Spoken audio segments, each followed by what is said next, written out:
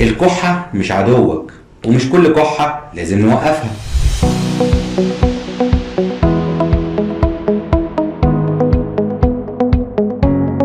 طبيعة الكحة انها بعد ما الالتهاب بيخف والعدوى بتخف، الكحة بتقعد فترة من اسبوعين لاربع اسابيع في اقل الادوار.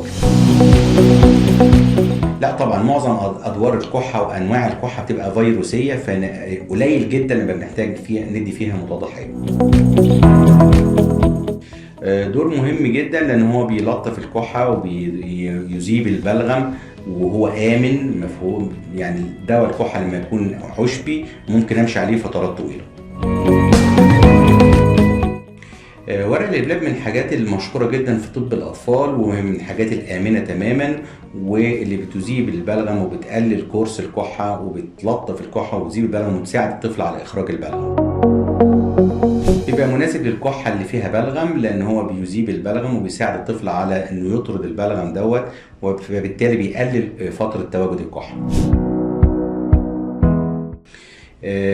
هو في مادة اسمها السابونينز، المادة دي بتدوب المخاط أو البلغم اللي موجود في الجهاز التنفسي في نتيجة العدوى الموجودة، والطفل بيبدأ يتخلص منها بعد ما تكون حصل ليكويفاكشن أو دوبنا البلغم بشكل كبير.